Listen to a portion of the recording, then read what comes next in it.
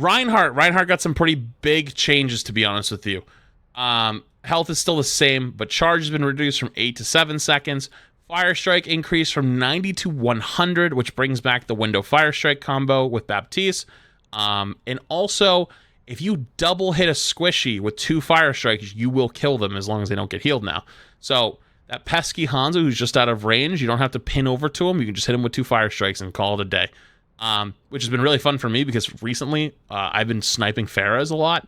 And being able to double tap a Pharah sounds awesome. Earth Shatter. This is a big one.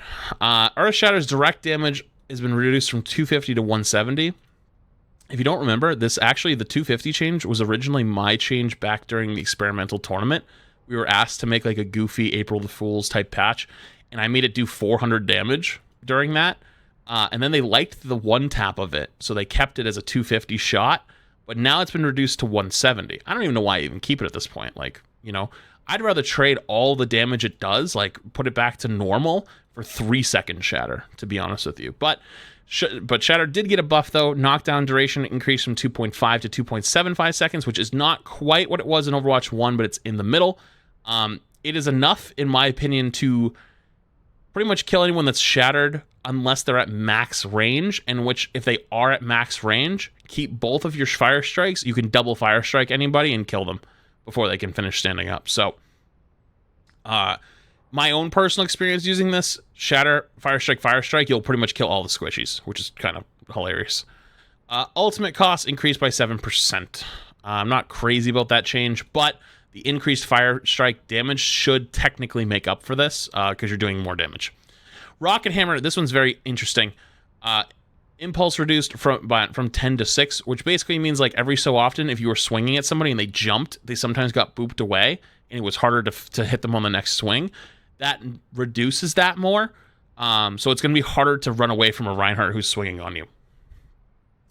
Developer comments, in similar fashion to Roadhog's chain hook combo changes last season, we generally like to avoid heroes in the tank role from killing enemies in one shot.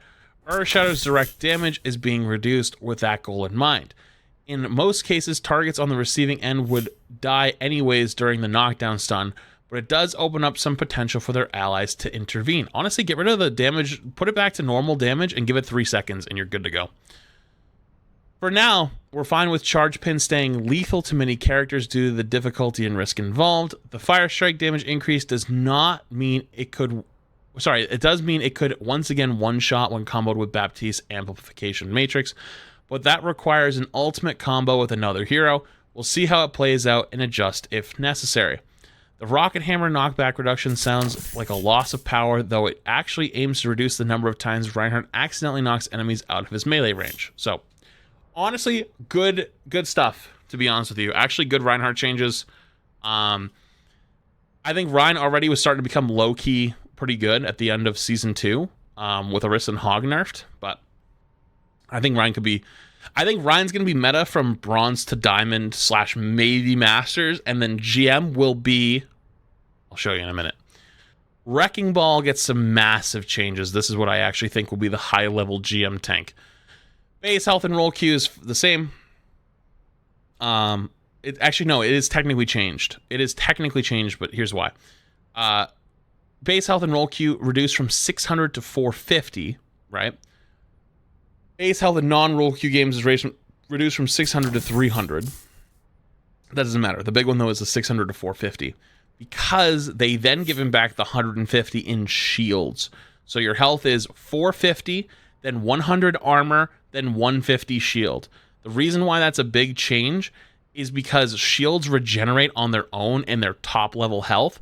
So if you get to about half health on ball and run away to a health pack, grab the health pack, you don't even have to get back to full health. The health pack will give you enough that by the time you roll back, your shields are actually going to be re-healed as well, and you'll be full HP.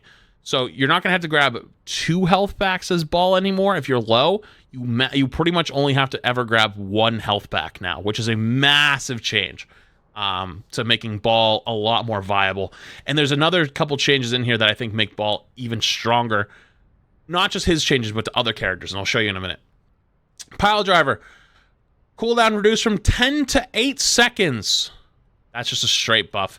And Minefield's cost increased by 9%, but the arming time has been reduced from 1.5 to 1 second. This basically means if you do the mine pile drive slam, you're dead. Like, you just kill whoever's in it. So, Ball is getting the buffs that everyone said, oh, Ball needs buffs. You don't understand what you've asked for. I'm telling you. I've been telling people this for months. Ball is low-key really good, just outshined by other things. Same thing when everyone says Brig needs buffs. No, they don't. Developer comments, Wrecking Ball receives some of the fewest changes in the transition to 5v5 as he proved to be one of the most effective solo tanks in early testing. His extreme mobility and massive health pool enable him to choose when to fight much more freely than other heroes. These changes are aimed at reducing his downtime so he can press that advantage even further. The regenerating shield health pool often leads to not needing to search as many health packs before getting back in position.